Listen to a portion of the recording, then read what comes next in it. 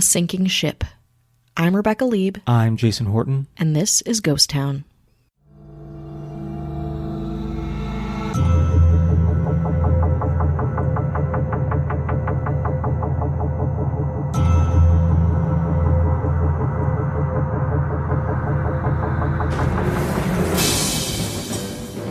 We set sail for Cutthroat Island! More gold, jewels, and plunder than you've ever dreamed of.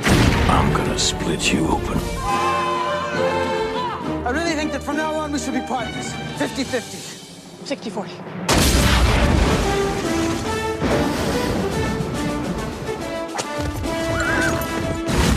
I find myself being fired upon by an entire ship! Give me the map. Give me a kiss first. Come to seek my treasure, have you? Let's finish this.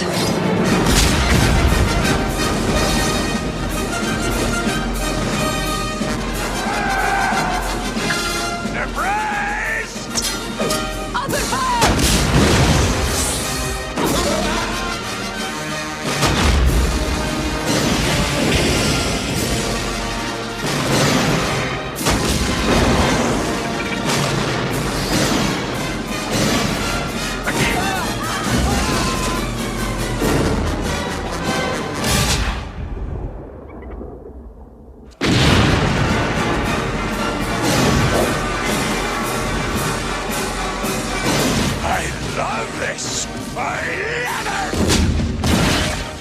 The movie Cutthroat Island had it all. Pirates, swashbuckling, and the 1990s version of the 1600s.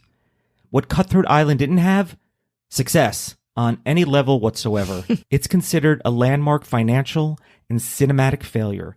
I'm talking about the Guinness Book of World Records failure, the 1995 seafaring film, Cutthroat Island. Cutthroat Island is a 1995 swashbuckling adventure film directed by Rennie Harland and starring Harland's wife at the time, Gina Davis, as well as Matthew Modine and Frank Langella. Langella? Yeah. Frank. So this is like an A-list, this is a star-studded enterprise. Well, in the 90s, Gina Davis, Frank Langella, the other guy you mentioned. Exactly. No. There's theories on why this was a failure. I break can't it wait. down. I can't wait. It sounds like it could, I mean, especially like 90s pirate ship, sounds like it is like sitting on the shoulders of movies like this. So it feels like it would have been a success. It feels like people would have eaten it up. You know how I feel about movies that involve boats, right?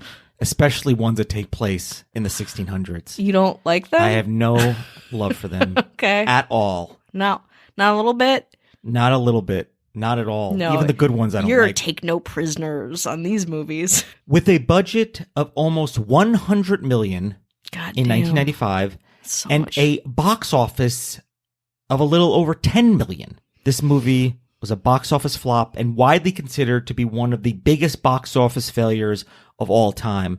Now, that's then. You adjust for inflation and you factor in other movies since then, it's still probably top 5. Damn. It's a blow. That's how devastatingly tragic this film was. Wow. And I love that. You like that. You like that. Even though you don't like boats and pirate shit, you are interested in this gigantic failure. I keep thinking about the Waterworld episode too. Like similar like echelon of budget and stardom and hype, I would imagine. This movie walks the plank. There we go. So a little about the story. Cutthroat Island follows Morgan Adams, played by Gina Davis, as she searches for hidden treasure from her father in order to save her family from ruin. Along the way, she teams up with William Shaw, played by Matthew Modine, and faces off against a ruthless pirate named Dog Brown, which is Frank Langella. Frank Langella. I think it's Langella. That sounds right. Frank Langella. Matthew Modine is a big star, too. I just want to... In 1995? Yeah, especially in 1995. No? Am I just misreading this whole situation? I think he's not in his big stardom. I think Matthew Modine was more 1980s and then kind of comes back. I know because I was in a 2004 movie with him where he's like a spaceman and there's like a monkey. And Are we going to do an episode on that? And I had to, this is when I lived in San Diego, and I'm like one of the people that have to like move this monkey. And they were like, oh, the monkey's great. And the monkey was not great. The monkey did not like me or the other dude that played like his whatevers. How have I never heard the story? This is like your tattoos. I just didn't know they existed until 5 minutes ago. So that was 2004 Matthew Modine. Wow. Obviously, he comes back in Stranger Things. He makes Yes, a big splash. Exactly. So let's just get into a break. Now let's get into why the movie failed. Okay, because the recipe is for success. Yes, there's a lot of things happening at the time that are not necessarily the fault of people involved. Mm-hmm. One, it didn't get great reviews. It got pretty bad reviews. Bad source material. I can't imagine these people are like horrible actors.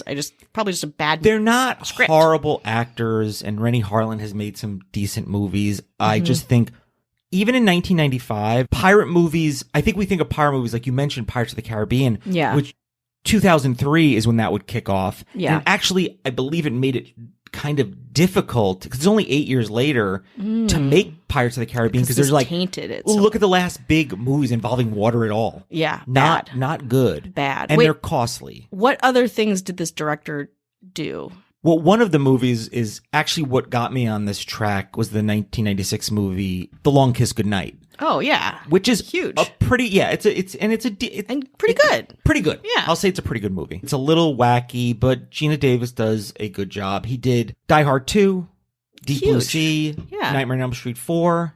Recognize these titles. I know that I've seen most of them.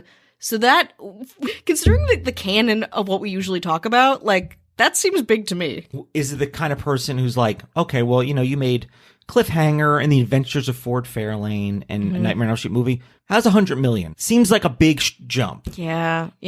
Seems like a big jump. Yeah. So really, and might be debatable, Gina Davis can't carry a movie. Can't carry this movie. Oh, I mean, I agree with. I'm sure this movie is garbage, but Gina Davis, A League of Their Own. I mean, Beetlejuice was not arguably her, but she. But in A League of Her Own, there's star. others. She's not. Is she? There's other. It's kind of ensemble. Isn't No, it? but she was in Thelma and Louise. Yeah, but she's not. There's still. Oh, that's so Susan hard. Sarandon. That's She's such never a tough pill leading. to swallow here. Even Long Kiss Goodnight. Mm-hmm. It's her and Samuel L. Jackson. Yeah, she's she is the star of that. And she does a good job. I love her. Matthew Modine was not bankable. People, they were. I think it wasn't. Other big stars were like, "No, we're good." And Matthew Modine knew how to fence, sort of. So he was, and you just he's put that fine. in his resume, like when you put on your, they're like, "Do you know French?" And you're like, "Sure do." He's probably available, affordable, serviceable, and I think he's a good actor. Yeah. Frank Langella. Did I finally say it right? Yeah, he's a name, but he's a little bit of a character actor. Like, totally. Kind of, you got to think of it. Do you want to go see the new Frank Langella movie? No, but there you go. Yeah, okay. Yeah. The genre wasn't really that popular. I know we're thinking things post Pirates of the Caribbean, and yes, there was Hook and Pirates, but a lot of those movies didn't necessarily do well. They're like iconic when we look back at them. Interesting, but it wasn't a landscape of like another jackpot. Yeah, well, I think about Lord of the Rings too, and this like combination of like history fantasy aesthetic too, and I guess that's really more early 2000s. So also Carol Co, the production company, was already in trouble even before this movie was getting made, and they kind of overextended themselves, and MGM was in the middle of corporate buyout and really couldn't afford to market it well. And sometimes the marketing is a lot of it, and they couldn't make that happen. They also probably, I don't know if they overspent, but they spent a lot of money to make this movie. Probably saved a little money on having Matthew Modine over Michael Douglas, who is going to do it. And he is, 95. Yeah, he's, pretty, and it's another name. Absolutely. There was a lot of factors that had really nothing to do with them. It actually made Carol Co. Go bankrupt, this movie. Oof. And it is one of the most notorious box office bombs in cinema history. It was in Guinness Book of World Records as the one. Obviously, that changes as time goes on. Now we're, 20 plus years. Yeah. I don't even know how many years. 20 big plus old years. flops. Yeah. We got big old flops. Now, is it as bad as it sounds as a movie, to be fair? 39% Rotten Tomatoes. I think people look at it and they're like, some people are like, it's it's fun. It's good. It's a 1995 good, fun movie. I remember liking it. A lot of people, when they talk about it, I look at the dialogue.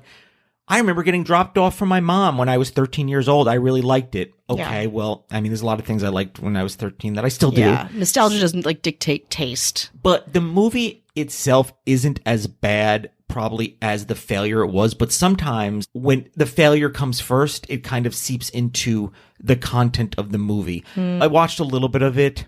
Again, really Matthew Modine and Gina Davis don't have that period piece vibe. Yeah. They're literally just kind of like, Gina Davis is like, I'm talking like Gina Davis. Hey, my father needs that map.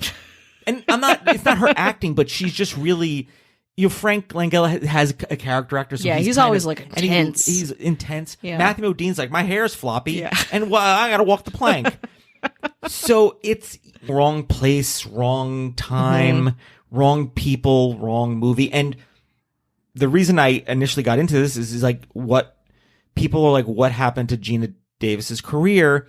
A lot of people say this movie, but there's so many factors. No. And she has had a pretty decent career. I mean, Yeah. but really most after the 1996 movie, Long Kiss Goodnight, that she did with her, 2 movies with her husband. And sometimes I wonder, am I going to call out my husband if I think he's not, like, am I going to challenge my husband as a director? Yeah. Is he going to challenge, or is he going to go out of his way to challenge his wife on a movie? I don't know if that makes the dynamic changes it all, or you really getting the best out, or maybe it does.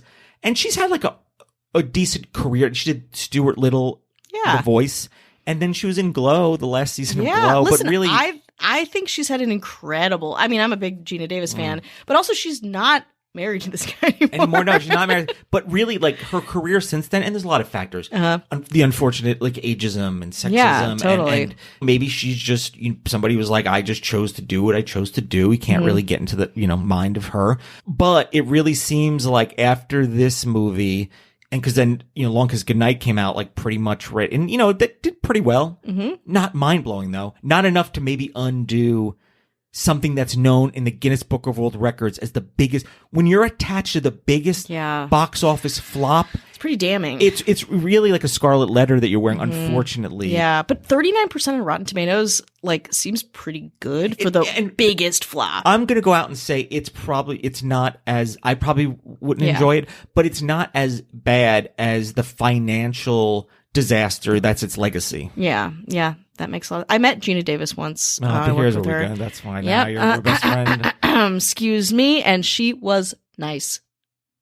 Well, That's it. That's all I got. Yeah. All right. Good enough for me.